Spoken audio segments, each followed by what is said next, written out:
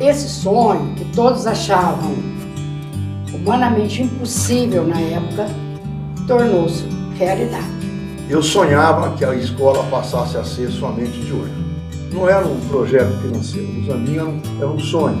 Os grandes nomes da época, da USP, da Unicamp, da Federal de Santa Maria, com quem nós tínhamos um contato muito forte, não é? Esses professores estavam disponíveis. Infelizmente tivemos êxito, né, com a colaboração de todos os professores e dos alunos também, do MEC, que nos deu uma mão muito grande, e nós tivemos a felicidade de estar hoje onde estamos, né, com o curso federal aqui nessa instituição.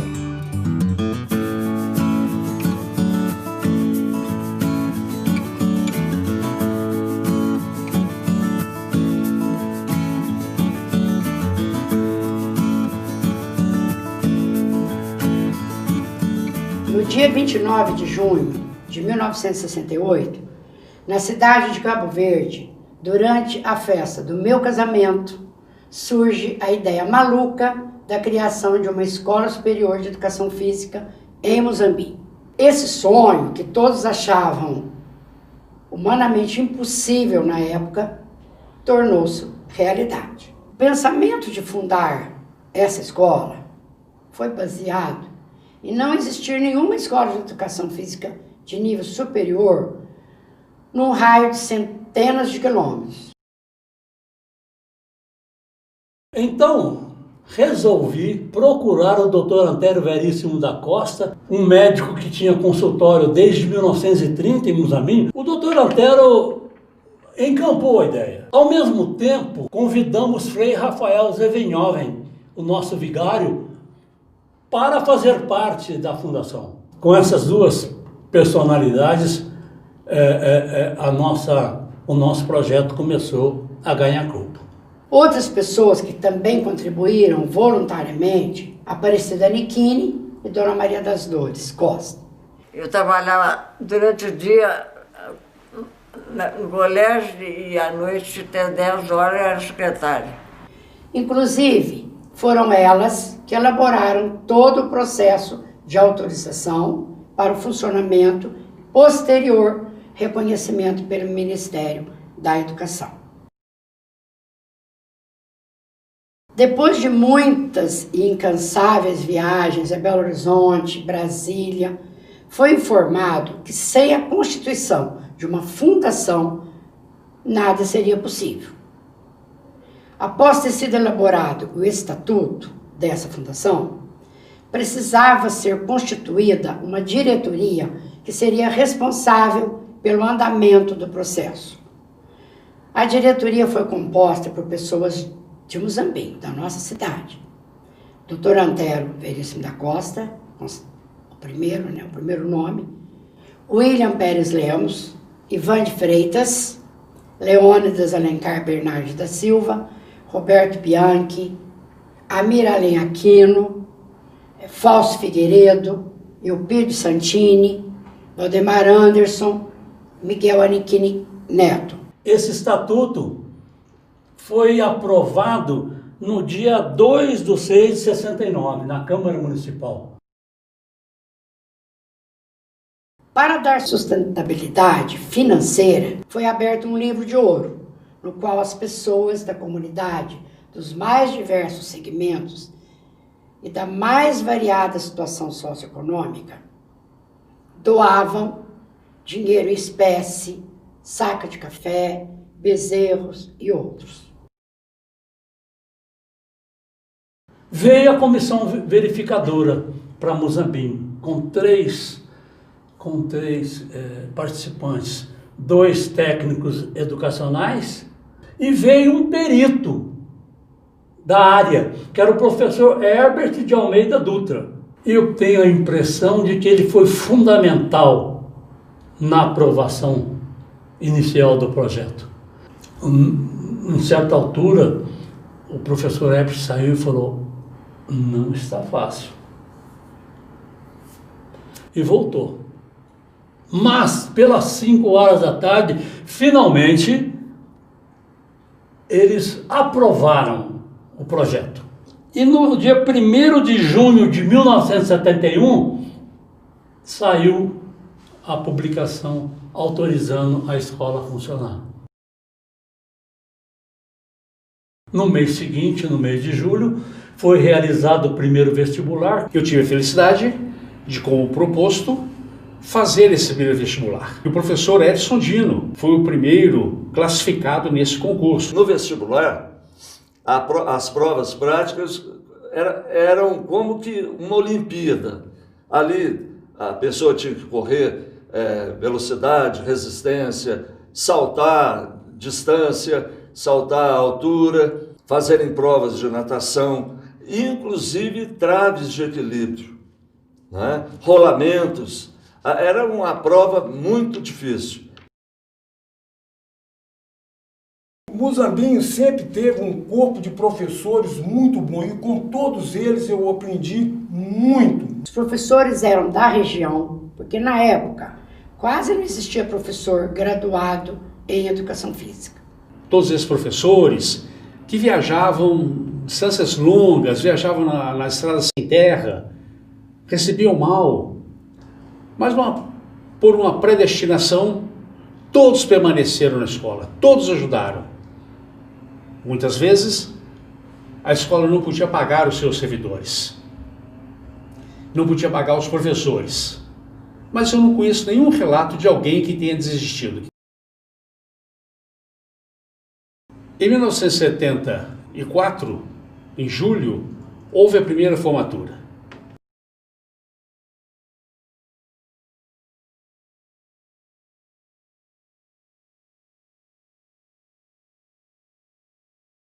Quando aconteceu toda essa mudança, foi uma estrutura bem radical, porque o outro prédio era um prédio escasso, né? Fazíamos a natação na praça de esportes aqui, fazíamos o atletismo num terreno baldio, fazíamos a ginástica artística, que na época era olímpica, num prédio que hoje é o Itaú e o Bradesco, mas tudo foi muito importante para que a gente pudesse valorizar a grande ideia do professor Willy Lee e toda a fundação de fazer um prédio novo. Cada um dos diretores da fundação, cada um dos seus membros, ficou com a incumbência de traçar uma estratégia para angariar fundos necessários para a construção do novo prédio. Na época, eu trabalhava no Banco do Brasil e, por estar em contato permanente com os produtores rurais, clientes do banco, o acesso a eles era bem fácil. Para isso, deveríamos visitar aqueles com os quais mantínhamos uma relação de amizade maior, e pedir ajuda financeira, que poderia ser em dinheiro, saco de café e gado. Pouco tempo depois, os resultados apareceram e o sucesso obtido foi muito grande. Arrecadamos o necessário e o prédio próprio, onde se encontra a escola até hoje, pôde ser erguido e concluído. Quando tudo terminou, com o prédio concluído, em nossas reuniões de diretoria, perguntávamos uns aos outros como pudemos levar esta obra até o fim. E as respostas de cada um eram sempre as mesmas. Não sei, só Deus sabe. Quando eu peguei a faculdade, eu me preocupava com algumas coisas, eu tinha alguma coisa em mente. Primeiro, a gente tinha que aumentar o número de candidatos em vestibular para melhorar a qualidade do corpo discente. A gente tinha que qualificar o nosso corpo docente. Aí eu saquei algum lance, por exemplo, nós só tínhamos 6 escolas de educação física em Minas Gerais. Eu fazendo uma conta rápida, eu percebi, se o cara morasse em BH, o que ele gastava de ônibus para ir até a UFMG, ficaria mais barato se ele viesse pagar a faculdade de Muzambinho, que a mensalidade era extremamente barata. Eu fiz uma campanha, consegui ganhar beliches e colchões e montei um alojamento gratuito e fui fazer propaganda lá em BH. Daí para frente foram crescendo, e aí eu tinha outra preocupação. Além de baixar a faixa etária, eu achava que a gente tinha que tentar fazer o curso diurno, Aí eu resolvi que eu tinha que frequentar congresso e comecei a levar os nossos alunos para os congressos. Então eu levava os alunos, eles tinham que fazer um relatório, depois tinham que assistir os debates, as palestras, as salas de tema livre. Aí eu fui atrás do Dr. Osmar de Oliveira, que falou para mim de um tal Colégio Brasileiro de Ciência do Esporte. Eu acabei trazendo o Dr. Osmar de Oliveira, que por tabela me apresentou para o Dr. Vitor Matsudo, que era basicamente o primeiro cientista brasileiro na área de ciência do esporte. Bom, nesse período, a escola passou a ser bastante respeitada, virou matéria nas revistas especializadas.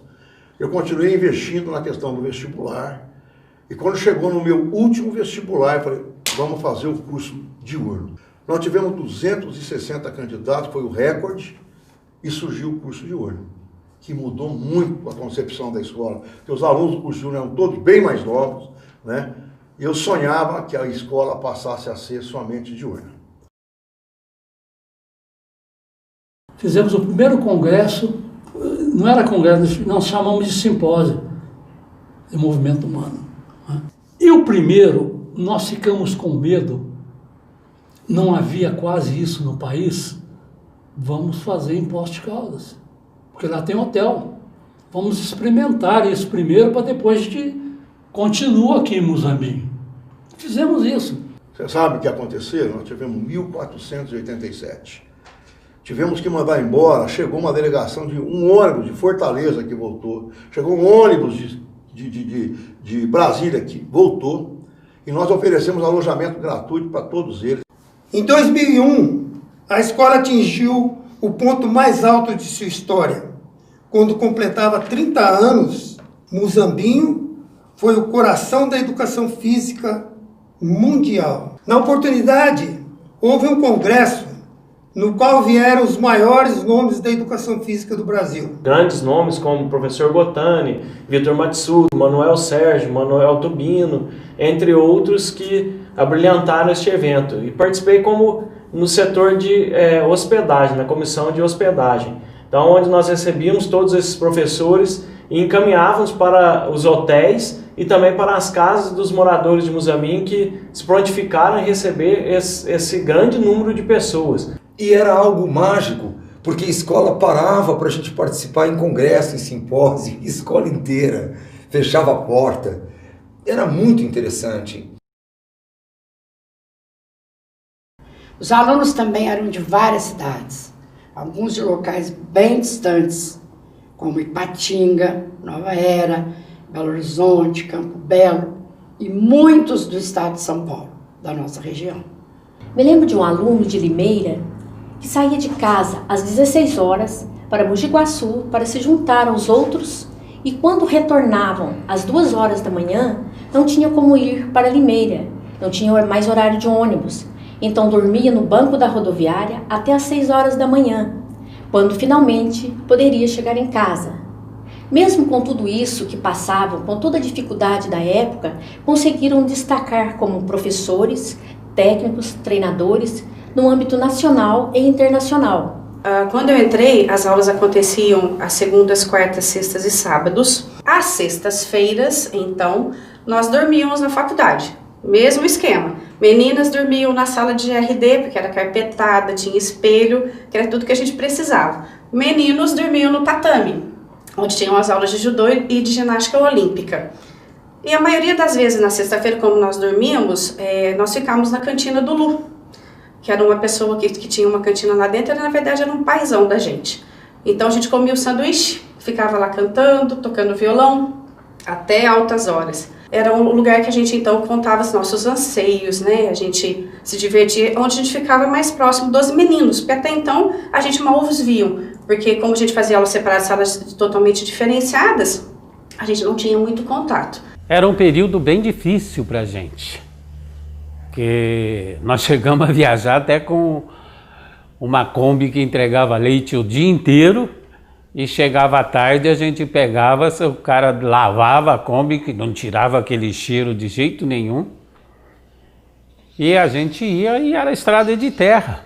E tinha até umas passagens engraçadas porque a gente torcia para chover, que a gente gostava de descer no barro para empurrar o carro, ia embora, chegava na faculdade tudo sujo de barro, mas a gente ia lá assistir às aulas até às 11h30 da noite e voltava no mesmo dia. Nós fomos pioneiros na feitura dos cursos de pós-graduação Lato Sensu, 360 horas. Esse primeiro curso é evidentemente com muita dificuldade, mas nós tivemos uma felicidade muito grande. As circunstâncias voltaram a imperar. Vitor Matsudo estava recém-formado no curso de ortopedia. Tubino ainda era diretor da faculdade de Volta Redonda. Lamartine Pereira Lagoa não tinha o nome que tinha ainda dava aula em pé, já era um cara conhecido, mas não. Então, os grandes nomes da época, da USP, da Unicamp, da Federal de Santa Maria, com quem nós tínhamos um contato muito forte, não é? Esses professores estavam disponíveis. E, para nossa sorte, depois se tornaram verdadeiros ícones da educação física brasileira. Muito interessante a gente lembrar da transformação do curso da Fundação para a federalização da escola do Instituto Federal do Sul de Minas. O problema maior era conseguir comprar aquele terreno. O Instituto Federal, nós tínhamos que acertar uma série de pendências que tinha na Fundação antes que nós passássemos o curso efetivamente para o Instituto Federal. E nós acabamos adquirindo aquela área por R$1.800.000. Infelizmente tivemos êxito, né, com a colaboração de todos os professores e dos alunos também, do MEC, que nos deu uma mão muito grande, e nós tivemos a felicidade de estar hoje onde estamos, né, com o curso federal aqui nessa instituição. Esse curso, ele começou em 2010 no Instituto Federal. Eu participei desde a seleção dos professores, da confecção de edital de concurso, né? E tivemos a sorte aí de vir grandes e excelentes profissionais, né, após a seleção. A partir daí, foi um tremendo desafio. Nós tínhamos um prédio que não estava em boas condições, né? Nós não tínhamos livros, não tínhamos bola, não tínhamos nenhum tipo de material. Conseguimos em pouco tempo equipar toda essa instituição, nessa nova instituição, né, esse novo curso de educação física. Passamos também, né, por momentos difíceis, esse momento da transição entre o que era Escola Superior de Educação Física e Instituto Federal. Passamos por diversas dificuldades para poder alinhar, né, aqueles alunos da antiga instituição com os alunos da nova instituição. Nós tivemos aí 2 momentos críticos no nosso curso, né, que seriam os momentos de reconhecimento tanto do curso de licenciatura quanto o curso de bacharelado em Educação Física. Nesse período, toda a estrutura teve que ser modificada, nós tivemos que construir rampas, adquirir toda a parte bibliográfica, né, ou seja, os livros da instituição, mais materiais esportivos. Toda a escola, por exemplo, ela não tinha forro, e teve que ser todo feito esse forro em todas as salas de aulas, melhorar a iluminação, construir gabinete para os professores. Então foi um período bem complicado esse que nós passamos de reconhecimento, e por sorte passamos aí também com uma certa vitória, né, adquirindo já de cara nota 4 para ambos os cursos, licenciatura e bacharelado, após o reconhecimento pelo MEC. Foram 40 anos de muita dedicação, esforço, amor à profissão e muito reconhecimento de toda a comunidade musambinhense, dos funcionários, professores e ex-alunos que até hoje demonstram para conosco muito amor. Aos meus alunos, que todos estão, na sua grande maioria, trabalhando em lugares que estão felizes com o que estão fazendo, eu acredito que o que nós fizemos foi correto, foi certo. E uma certeza, Tudo que foi dito e feito foi com amor. Gostaria, na oportunidade, de agradecer a todos os professores, Liamara, William, Agenor, Ivan, Dr. Douglas, Altran, Marcos Miliose, Sérgio Braz, Fernando Bernardelli, Andréia, Elisângela, Vaguinho, Márcio Dias, Luiz Frank Rose, Marcelo Castellano, Edson de Jesus Manuel, Benedito Pereira, Eliana, Zuleika, Osmar, Ronaldo, Jorge Alberto, Márcio Schwertz, Edson Dino, Regina Benassi, Kaminski, Luizinho, Marinho Menezes, Vânia Dipp e Dr. Antônio falecido. Os funcionários Dona Cida Nichini, Glorete, Dircélia, seu Chico e seu João Lucas, também já falecidos. A todos por esta linda e feliz página de minha vida. Não era um projeto financeiro, Muzambinho era um sonho. Ao longo da sua história, a Escola de Educação Física de Muzambinho formou muita gente, formou bons professores, formou pessoas que se tornaram famosos no âmbito da educação e da educação física, cumprindo assim o seu papel.